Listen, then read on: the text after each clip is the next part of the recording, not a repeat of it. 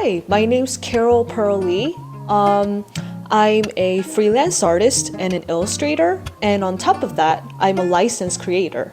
And what I do as a licensed creator is I create art for retailers like Walmart, Target Opal House, like other branches of Target, TJ Maxx, and Home Goods, Hobby Lobby, Canada BTC, you name it, you know, like I design wall decor, like wall art for retailers.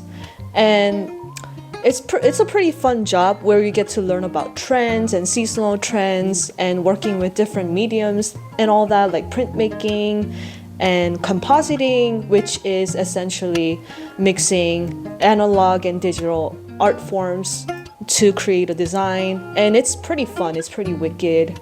And I also enjoy my freelance art stuff because I can just do my own thing with that. So I do a wide variety of art. I used to be really into music and art when I was a kid, and I think my mom always knew I was gonna do art, so here I am. Like, I'm your artist. Nice to meet you. I think it kind of depends on who I'm working with and what I'm working on. So for example, when I'm doing my designs, they gotta follow seasonal trends. So for example, if it's Father's Day, it's gonna be about Father's Day. But what they all have in common though is that they're generally desaturated so that they're more pleasing to the customer's eyes, like generally. Sometimes they will request colorful artworks, but it's pretty rare, so they're mostly desaturated. So when I do my freelance stuff, like my illustration works or just fine art, like fine art painting, I can just use my own colors and my own images, and I can just draw straight from my mind, because for those, people commission for me to do them, you know, like, so I can come up with any subject matter that's kind of related to what they want, or in the case of fine art, I just do what I want. So I grew up watching a lot of animes and mangas and a lot of cartoons, and I was always fascinated by all the colors and the storylines, and I just became immersed in that kind of fantasy world where kind of imagined, like, let's say princesses, but not just that, but just the surreal aspect of some of these shows. Like, for example, I was really attached to Sailor Moon and Revolutionary Girl Utena and Astro Boy, Galaxy Express 999, and like Western cartoons as well. And I was always fascinated by these. And when I was in art school, I really liked Dali and Frida Kahlo, and then some other painters like Egon Schiele and Gauguin, and I was like really immersed in their colors and their use of surrealism. And I think I just came to really like those kind of styles, and I just kind of made my own thing with that, like kind of put in my own twist, you know? So yeah, that's pretty much how I work.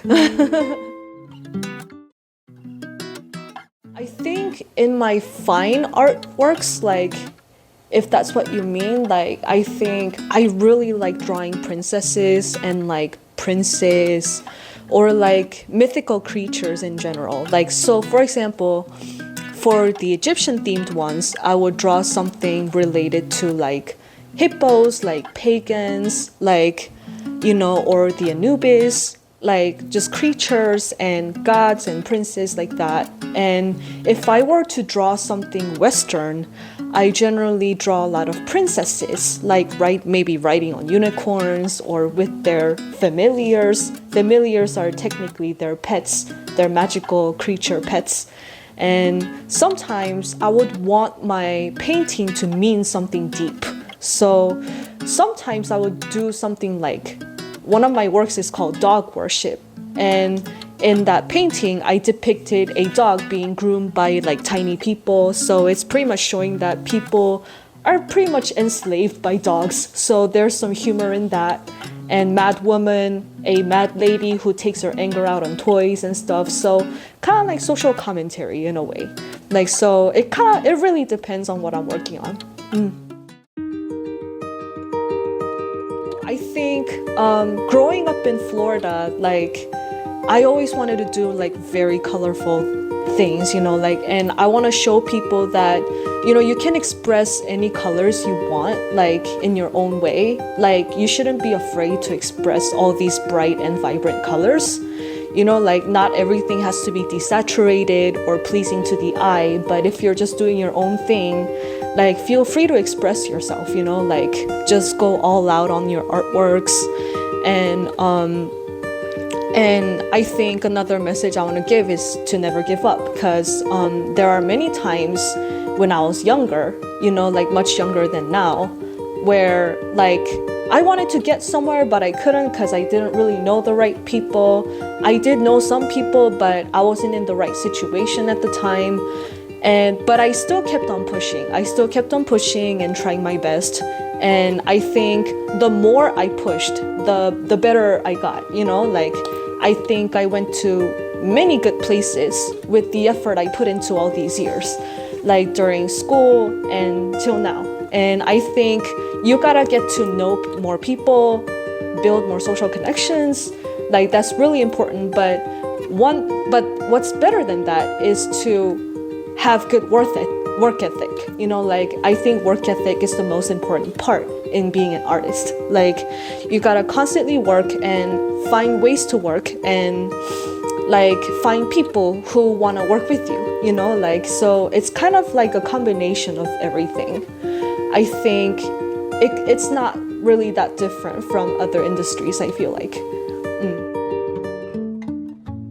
I think the really fun part is the colors. Like I love using a lot of colors. So you see a lot of primary colors, a lot of pinks, a lot of secondary colors as well sometimes, but a lot of pinks, blues, kind of like maybe orangish yellow, like in some areas, and purple and some greens, like, but the hardest part though is to find a way to make them all work together. So I think while I really like using all these colors, I still gotta find a way to make all of them work together so that it doesn't look awkward or messy or in the way that I don't want it to look in, like personally. So I think that's the only hardest part, but so far, like, I think creating art in general is pretty easy and fun for me because I just draw straight from my imagination. So for me, it hasn't been that hard coming up with things I want to draw. So back home in the States, so I went to Art Center. So that was over in Pasadena. So it was up north in California. Like it was in SoCal, but kind of up north where LA is and everything. And I think LA was a good place to be in at the time because you had like places like Culver City, which is a major art city in Los Angeles. And then you've got a bunch of other places nearby with little pop-up shops and a lot of places and opportunities where you could go to get your art displayed. And I think the fun part was in meeting artists around that area or artists from San Fran who are down in SoCal to visit people, so the networking was really fun down there. And I think I got to have a show with a group of artists once, and then even in Art Center, just like having a group show with peers, like sometimes was pretty fun. Kind of making our own little brochures. And Art Center sometimes had like a seasonal exhibition for our artworks, and I think that collective exhibition experience was really handful because it really prepared us for like exhibitions we would get into like outside of school. And those were pretty fun back home. And then just little pop-up shops that we got to have shows in. And then when I came over to Korea, it was a whole other experience, because I think the people and culture are a whole lot different here than in the States. So it was a good experience getting to know how artists here think. But I think Korea is becoming a lot more liberal in terms of artworks.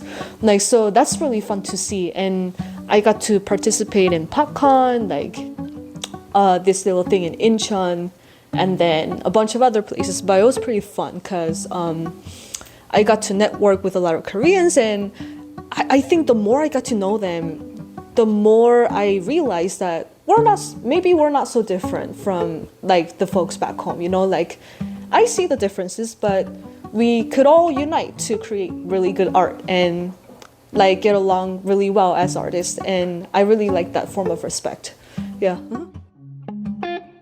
I really like creating artworks whenever like I get a brand new idea or like a fresh idea, you know, like I would just write it down right on the notepad of my cell phone, and then whenever I get the chance I would put that on canvas, like put a little sketch, and then the colors I just ball as I go. But I think that's the really fun part for me, like coming up with an idea in my head and I'm like, whoa, that's kind of awesome, and then I just put it straight on canvas and it kind of works. Like the visualization process, kind of like my hands just kind of like print the images on canvas, and I think that's really like, I mean, it's kind of interesting to me.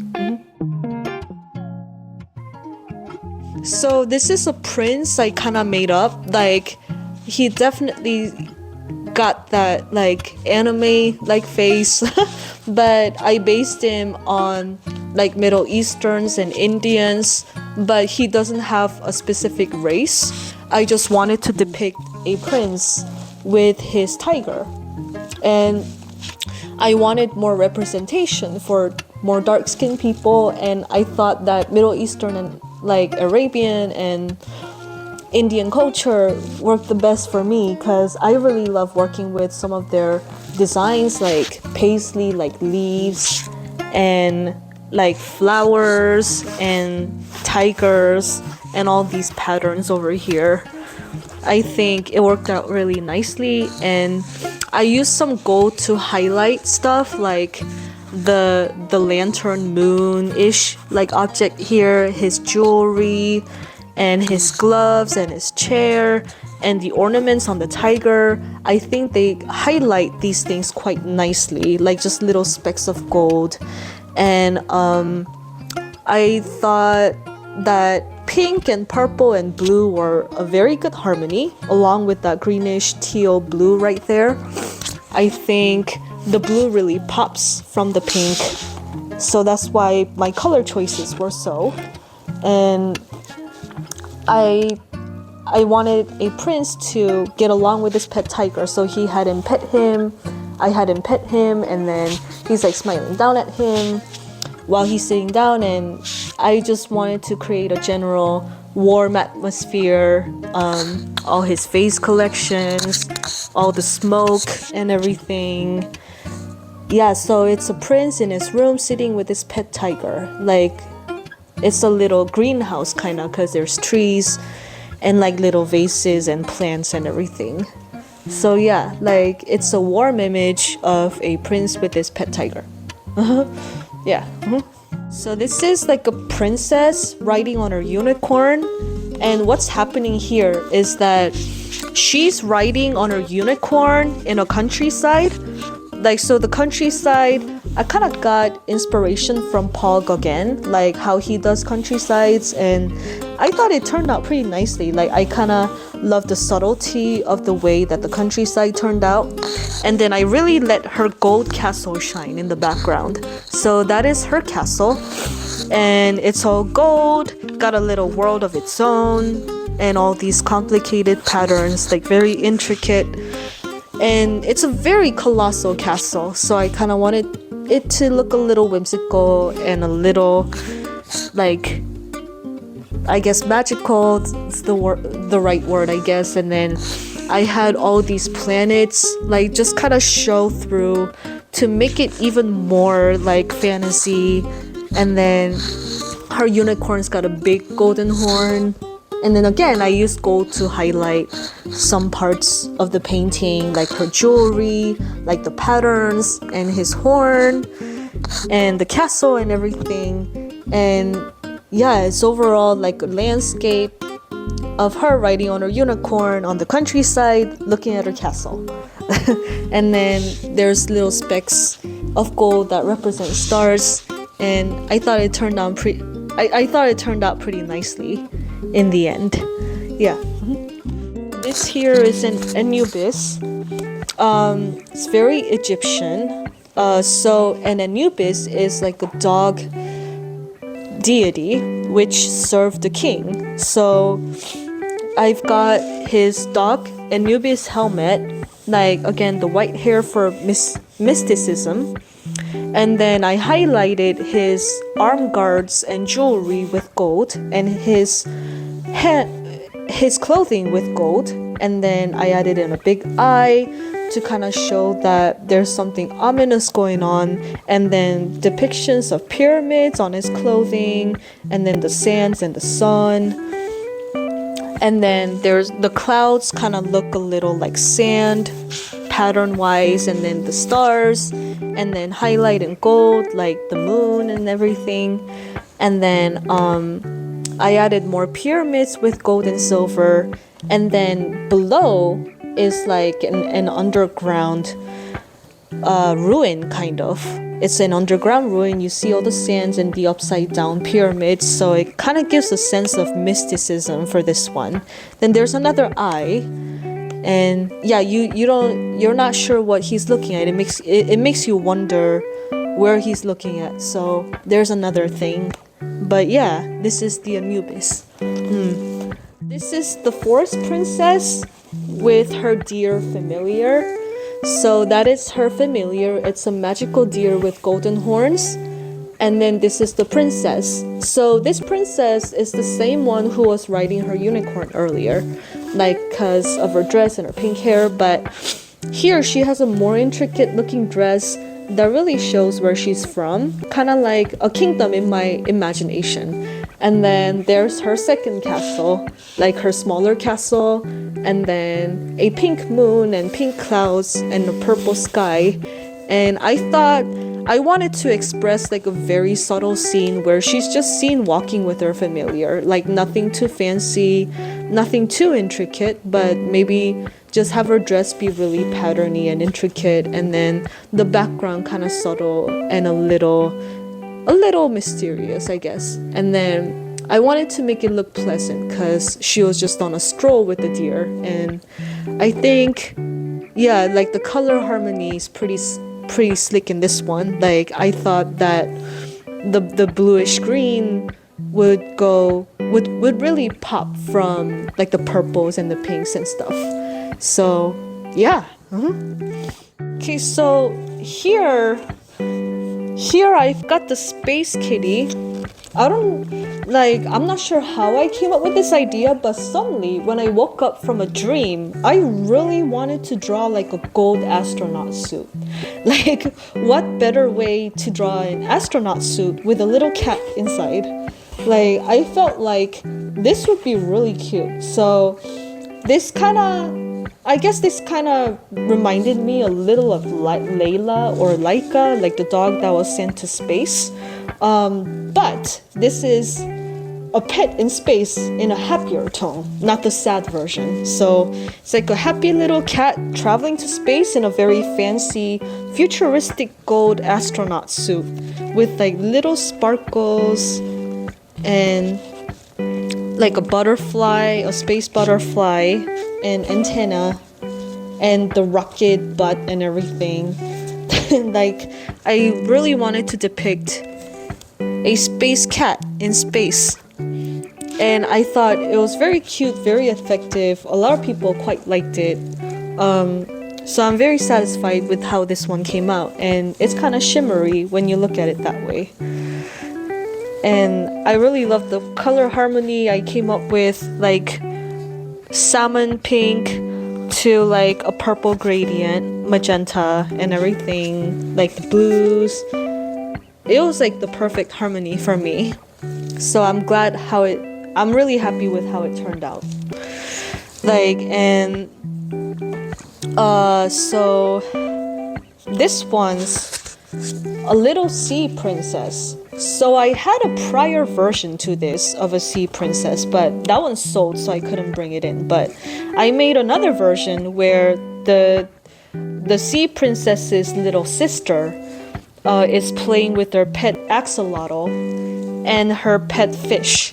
And I wanted to make the axolotl and pet fish kind of adorable because I wanted to be more welcoming. because the color scheme itself is already very haunting. Like it's very cool and haunting.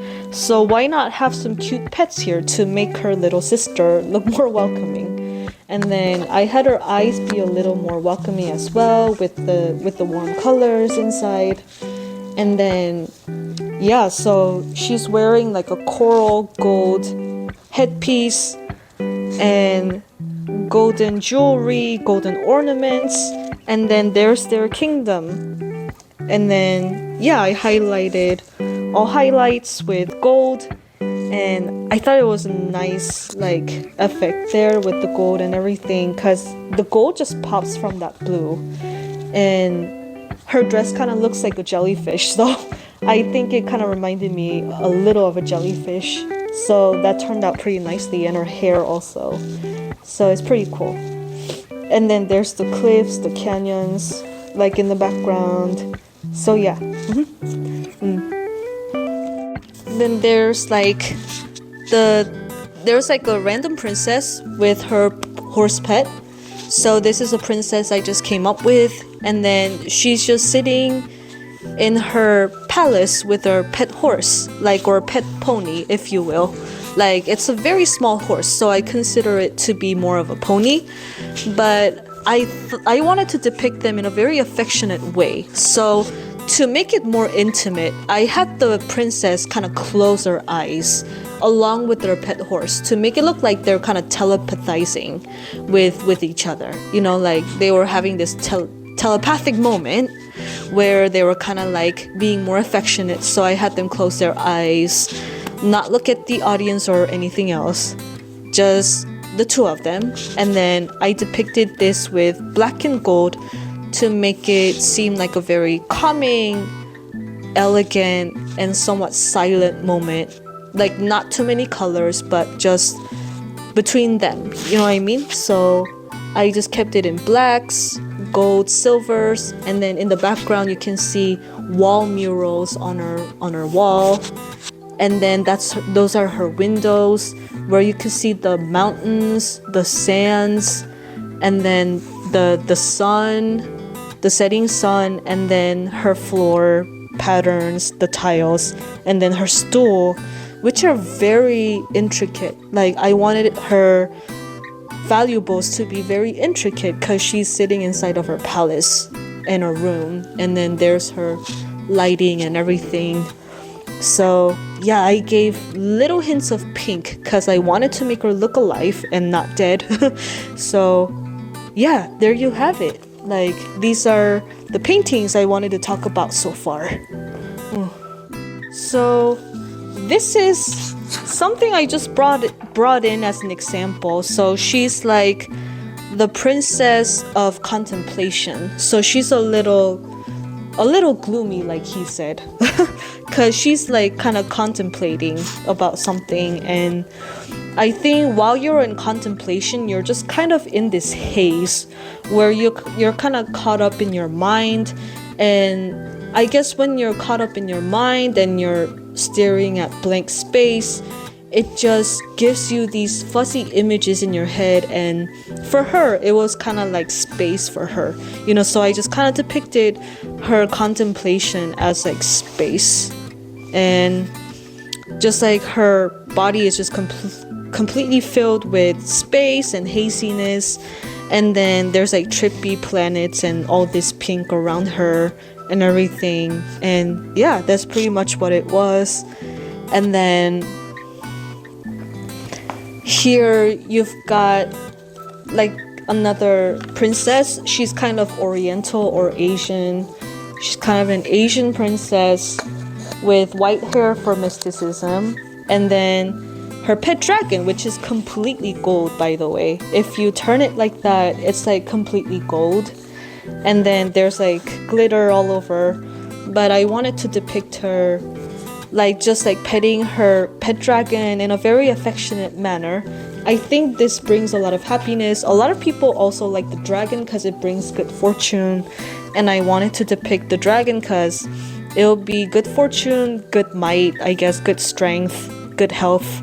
And then it's a signature Asian creature, you know, so I wanted to depict that, and then a dragon tamer, and not necessarily a dragon tamer, but a princess who befriends dragons. So it's kind of her familiar, I guess, in a way. So yeah. Yeah, thanks. I hope you enjoyed my artworks. You can follow me on Instagram. My Instagram's retro princess Carole with an E at the end, and my website pearlyhome.com, and you can feel free to reach out to me whenever. Yeah. So like, I am really thankful I got to meet NFTA, because like I feel like all the artists who attended like the parties and everything, I think they're all cool. I think they're all nice people, and I wish I could get along with all of you more. And I think networking in Korea again is pretty interesting to me, because I get to see how people in Korea think as opposed to artists back in the States. And I think getting both perspectives, like on my part, is pretty handy to me, because I get to learn about both cultures, like how both perceive art. But I feel like there's like a space where we could just come together, and I think kind of like observing these kind of things is kind of fun for me. And I really want young people out there who are aspiring artists to be inspired by all the artists like over here, you know, like because I feel like everyone around the world has a voice. And these people, some of these people express their voices through art. And I think it's extremely important you know, like you observe all our artworks and then learn about us and what messages we want to get through and how we think and all that and how we see the world. And I feel like overall it's a fun and like timeless experience. Yeah. Mm-hmm.